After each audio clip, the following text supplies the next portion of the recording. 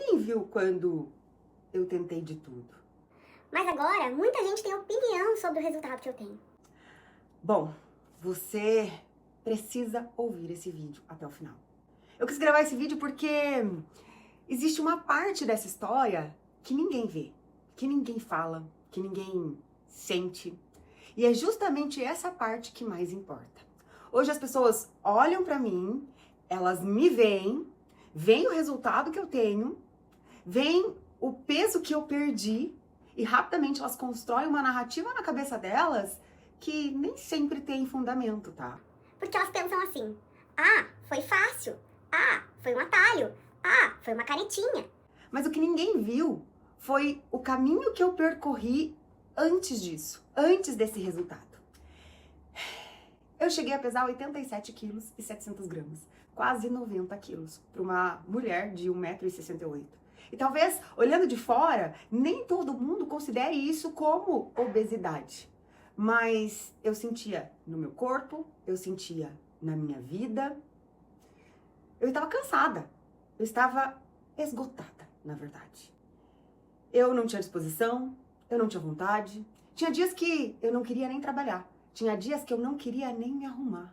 Tinha dias que nem o meu sapato eu conseguia parar para amarrar, abaixar para amarrar. Tinha dias que eu simplesmente não me reconhecia mais. E é por isso que essa história importa para muita gente que tá aqui. Isso vai minando a pessoa por dentro. Isso vai minando a gente por dentro. Eu fui minando por dentro. Porque não é sobre estética esse tal do emagrecimento. É sobre identidade. É sobre quem você sente que está se tornando enquanto você vai perdendo o controle. E aqui tem uma parte muito importante que eu preciso deixar muito claro para todas as pessoas que assistem esse vídeo. Eu não era uma pessoa sedentária, tá? Eu era uma pessoa que sempre cuidei de mim. Eu não era uma pessoa desleixada também. Para quem me acompanha sabe disso.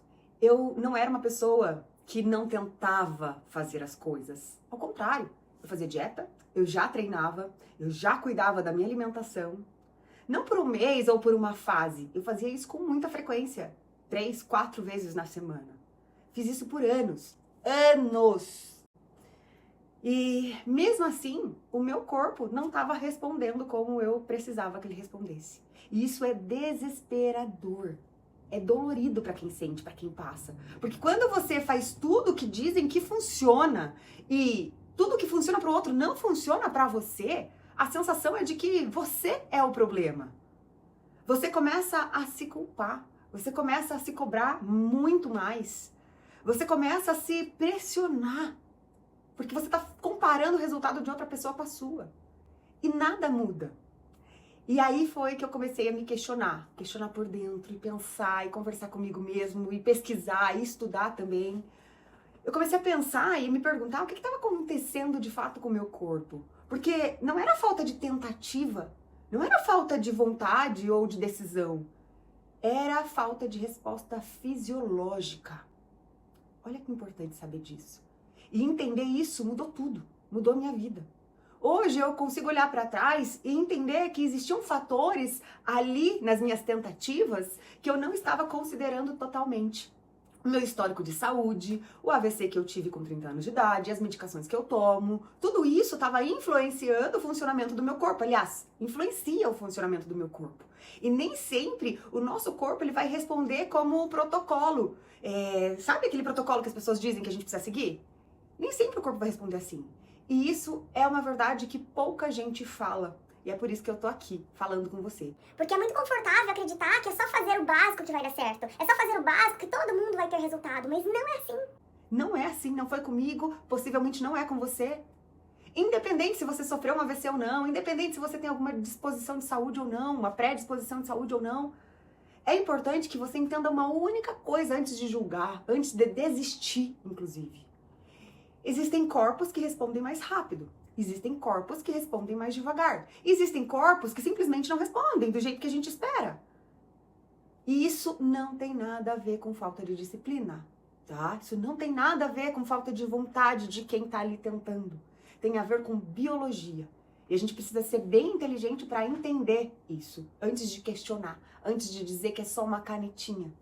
E foi depois de muito tempo, muito tempo de tentativa mesmo, de frustração, de choro, de arrependimento, que eu comecei a considerar uma outra possibilidade. Eu comecei a considerar outra forma de olhar para Luana. E eu vou ser muito sincera, não foi uma decisão fácil. Muito pelo contrário, eu fui contra no começo. Eu não entendia, eu resisti muito. Eu não queria fazer simplesmente por fazer. Porque eu também tinha a ideia de que precisava dar conta desse emagrecimento sozinha. Mas chega um momento da nossa vida em que você não está mais lutando contra o teu peso só. Você está lutando para não desistir de você mesmo. E olha que interessante. É nesse lugar, porque foi nesse lugar que aconteceu comigo, que eu tomei a decisão de buscar ajuda médica, de buscar um profissional para me orientar e para me explicar melhor sobre o funcionamento das diversas formas. Foi nesse lugar que eu busquei coragem de avaliar e de entender aquilo que estava fazendo sentido para mim. Agora, para muitas pessoas, usar a caneta milagrosa, como dizem, não é impulso, não é modinha, é uma decisão consciente quando se procura ajuda. E mesmo assim, no meu caso, a gente ainda, os médicos que me atendem, não esperava um efeito tão rápido. Nós não esperávamos que a ideia fosse ajudar de forma rápida, porque não era um milagre que eu queria, era uma construção. Mas o que aconteceu foi o contrário. O meu corpo respondeu, e respondeu muito rápido. Na verdade, com a grande maioria das pessoas, respondem rápido, e isso é o perigo, tá? Eu perdi 18 quilos em 3 meses. Mas deixa eu te falar uma coisa muito importante além de tudo isso. Não é só o quilo. Porque o mais importante não foi o peso que eu perdi. Não foi.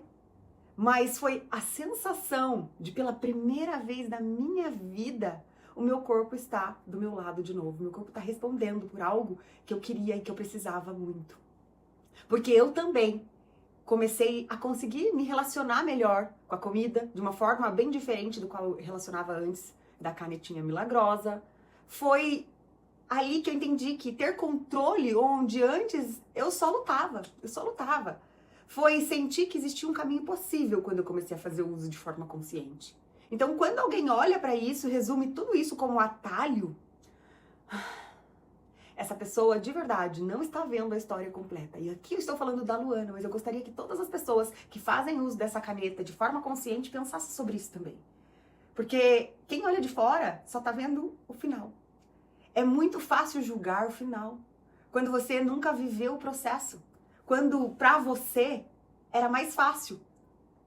Era tranquilo ir pra academia e emagrecer, se alimentar bem e emagrecer. Então, antes de chamar de atalho o que uma pessoa se esforça a cumprir, tenta entender o caminho, aquilo que não deu certo antes e por que de fato ela assumiu essa responsabilidade. Porque tem gente que não tá procurando facilidade, tá? Essas pessoas, elas só estão tentando não desistir de si mesmas.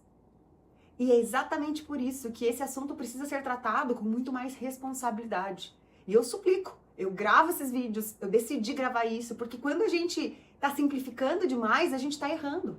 E quando a gente erra nesse tipo de assunto, a gente pode atrasar a vida de alguém, a gente atrapalha a vida de algumas pessoas que estão ali prestes a tomar decisão e não tomam por medo desses vídeos inconsequentes que estão aí na internet.